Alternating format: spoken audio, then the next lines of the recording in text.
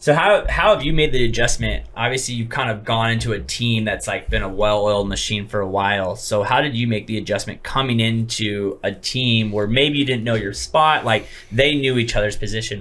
How have you made that transition? Because there's probably a lot of people in real estate and all aspects that are like brand new. They should just go join a team, but like, how have you fit yourself and how do you make adjustments for that? Man, it was, again, a no-brainer. I mean, you got an opportunity to, change your life essentially and provide a good living for my family. It's a no-brainer to latch on to, folks that are proven in the industry. And, this business, and just by the nature of it, I think we talked to it earlier about how many no's we get. It's very self-isolating. So it's a very dangerous job. I think that's why this job, literally, I have conversations with people. I'm like we always go like, how does this job like literally crush so many people, even successful people that you think are killing it, and then all of a sudden they're gone. Yep. They just spiral out of control. Oh yeah, when you have that early success, I mean, that could either be a good or a bad thing. It could be a self-motivator, or you could be like, I've reached the top of the hill, I'm good, and I'll ride my laurels for the rest of the time. And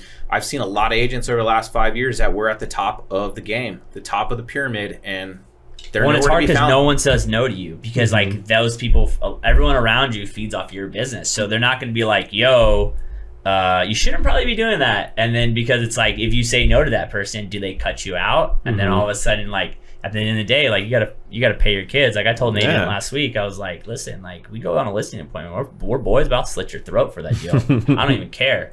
And I go, and I expect the same from you. Like we're not friends. The moment we walk in that door, it's game on. Yeah, you gotta be competitive 100%. Yeah.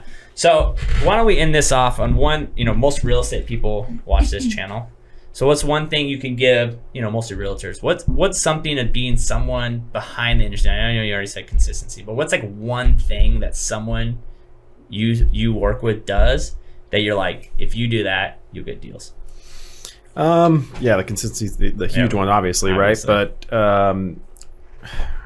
unfortunately, I wish I had an answer where it was like, if you do this, you're gonna get this, this, and this. Well, here's one thing that I can say. We'll take the heat off for you. Thanks, bro. Like, you're solid on social media, right? That's a strong suit of yours, technology and all that good stuff. If you're an agent, let's say in Hemet, right, and nothing against that crowd at all, so easy, right, or anywhere for that matter, or let's just take Hemet or the geographical area off. Follow your strong suit. If you're good on the phone, there's no reason why you should be door knocking. If you're not good at calling or texting, or that's uncomfortable for you, then get in the direct marketing game. If social media is your thing, do social media. So I think when agents gravitate towards their strengths, I think that's when they're going to be better off, in a nutshell, because too many agents try to do too much rather than focus on their strong suit. So we always tell agents, hey, if you're not a professional, let us refer you to this person. They'll handle that. You stop being the marketing genius. Let somebody else be the marketing genius. You focus on selling real estate, which is technically your job. Well, I think it's hard too. And I try to tell people like you got to figure out what you want to do every single. Like if I had a cold call or door knock, I would never come to work because I hate that more than anything else in this world. So it's like, what can I do every single day? That's it. Like quantify your time. That's the other thing. Is your time valuable or not? If it's not valuable, you'll find yourself doing unvaluable things that is not going to help your business grow at all. Right. So your time is tied to a dollar amount. So if your time's, and it's so funny, you talk to people outside of, or you talk to people in the industry and you say that to them. They're like, what are you worth an hour? And they're like, what are you talking about? I'm like, what did you make last year? Divide that by 40 hours a week. And what are you worth per hour? Then if that's not worth $100 to go do, then don't do it. Yeah, I mean, is a coffee meeting with, a landscaping company worth your time? Absolutely not. Mm-hmm. Is mowing your lawn valuable your time during the week? Absolutely not. Because what are you not doing? You're not working. Not prospecting, not working. Is working. Washing your car during the day like part of the deal? No, it doesn't bring you money. So if it doesn't bring you money, allocate that to somebody else. Is it hard for you guys? Because I know it's hard for me that like you bring a lot of friendships. And then all of a sudden that agent, we see it all the time, like life changes, they get married or they have a kid or they whatever, and they back off a business. Like, is it hard for you to be like, I know we're friends, but it's like I only have so much time in the day to follow up with people. Like I have to follow with people doing deals. No.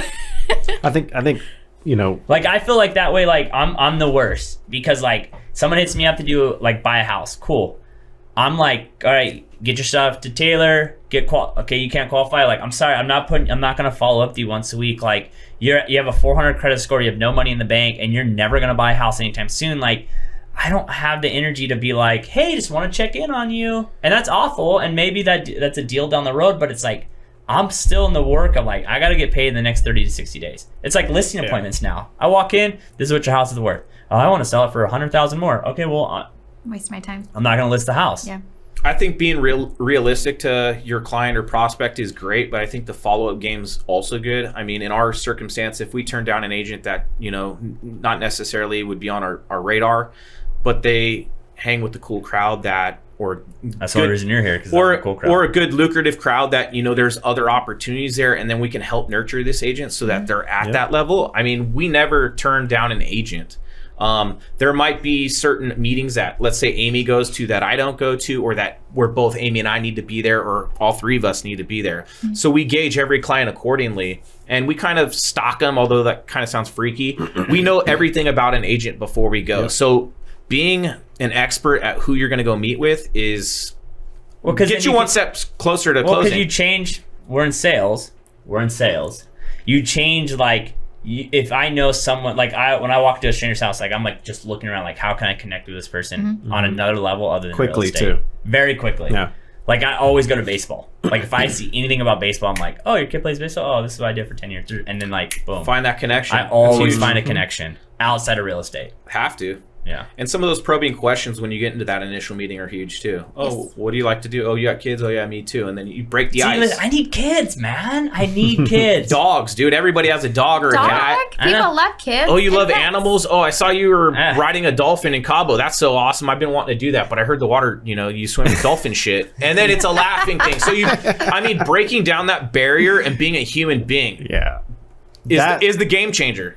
Can I re-answer my question? Yeah, re-answer your question. So you asked for the piece of advice. Joe just reminded me something. It's something I've chatted with him about recently. It's like so many agents on social media. They're so fake. It's so fake. It's so annoying. It's, number one, it's boring. Yep. Like a lot of the content they're putting out is just so like paint dry and boring. And number two, it's just like be a human.